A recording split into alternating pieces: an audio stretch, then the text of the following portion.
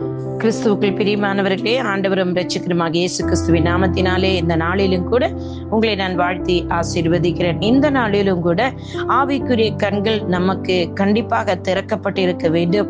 பரிசுத்தாவின் அதற்கு உங்களுக்கு உதவி செய்யும்படி நீங்கள் இன்றைக்கு இந்த வார்த்தையை கேட்டு ஜெபிக்க நான் உங்களை உற்சாகப்படுத்துகிறேன். இன்றைக்கும் எபேசியர் 1 அதிகாரம் 19 வசனத்தை மறுபடி நான் வாசிக்கிறேன். தாம் கிறிஸ்துவை மரித்தோரிலிருந்து எழுப்பி அவரிடத்தில் நடப்பித்த தமது பலத்த சத்துவத்தின் வல்லமையின்படியே விசுவாசிக்கிறவர்களாகிய நம்மிடத்திலே காண்பிக்கும் தம்முடைய வல்லமையின் மகா மேன்மையான மகத்துவம் இன்னதென்றும் நீங்கள் அறியும்படிக்கு அவர் உங்களுக்கு பிரகாசபல மனக்கண்களை கொடுக்க வேண்டும் என்று வேண்டிக் கொள்கிறேன். எனக்கு அருமையானவர்களே, இந்த வசனத்தை நான் வாசிக்கும் போது இன்றைக்கும் ஒரு கர்த்தர் பயன்படுத்தப்படுகிற வல்லமையான ஊழியக்காரர்களை குறித்து இன்றைக்கு நான் உங்களோடு கூட பகிர்ந்து கொள்கிறேன். உங்கள் எல்லாருக்கும் தெரிந்தவர்கள் தான் பென்னி ஹின் அண்ட் கேத்ரின் குல்மான். இந்த பென்னி ஹின் அவர் கேத்ரின் குல்மானுடைய ஊழியங்களை பார்த்தீர்கள் என்றால் அநேக அற்புத அடையாளங்கள் நடப்பதை அவர் பார்த்திருக்கிறார். அவர் கேத்ரின் குல்மான் அவர்களுடைய ஊழியங்களில் சென்று அந்த கேத்ரின் குல்மான் ஊழியக்கார அம்மாடத்திலிருந்து அநேக முறை அந்த அபிஷேகத்தை அவர் பெற்றுக் கொண்டிருக்கிறார். அப்படி எலியா மீது இருந்த சால்வை எலிசா மீது விழுந்தது போல, எலியா செய்த அற்புதங்களை போல எலிசா அற்புதங்களும் அடையாளங்களும் தேவன் அவர் மூலம் செய்தார் இல்லவா? நாம் வேதத்தில் அநேக இடத்தில் வாசிக்கிறோம் எலியா எலிசாவை குறித்து இல்லையா? இருவரும் தங்களுடைய சமுதாயங்களில் பஞ்சங்களை வருவிக்க கூட சந்தர்ப்பமும் ஏற்பட்டது. இருவரும் மரித்தோர்ந்து ஒரு வாலிபனை உயிரோடு எழுப்பிய அனுபவம் காணப்படுகிறது. அவர்களுடைய ஊழியத்தில் ஒரு குறித்த சந்தர்ப்பத்தில் எலியா மற்றும் எலிசா இருவருமே யோர்தான் நதியை வற்றி போக செய்ததான செயல்களை நாம் வேதத்தில் வாசிக்கிறோம்.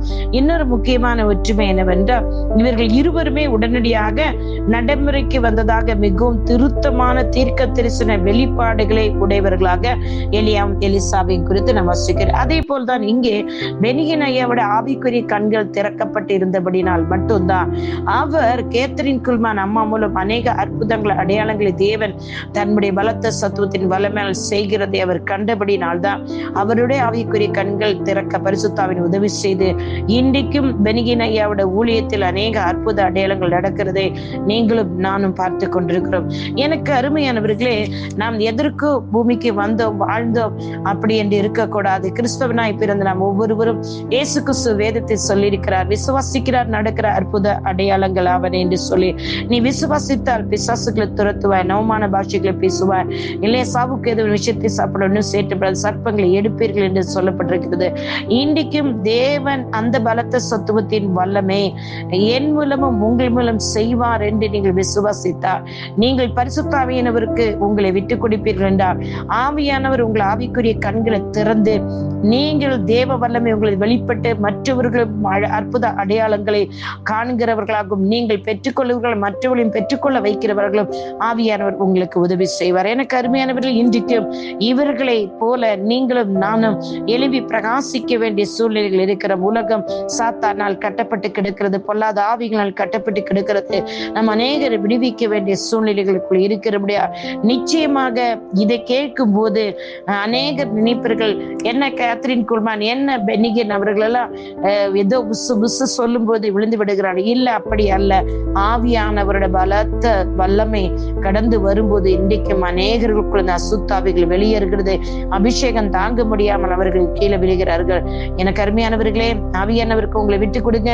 கர்த்தருக்கு பயன்படும் பாத்திரங்களாக நீங்கள் எழும்பி பிரகாசிக்கும்படி உங்களுடைய ஆவிக்குரிய கண்கள் திறக்கப்பட்டால் மட்டும்தான் நீங்கள் ஜெபிக்கிற ஜெபத்தை கர்த்தர் கேட்டு நிச்சயமாக பலத்த சத்துவத்தின் வல்லமைகளை அவர் செய்கிறதை உங்கள் கண்கள் காண முடியும், மற்றவர்களுக்கு காண்பார்கள். அப்படிப்பட்ட பிரயோஜனமான பாத்திரமா இருக்க கர்த்தர் உங்களுக்கு உதவி செய்வாராக, உங்களை பயன்படுத்துவாராக. God bless you all. உங்களுடைய சகோதரி இவாஞ்சலிஸ்ட் ஷீலா ரொசாரியோ. ஆமேன், ஆமேன், ஆமேன்.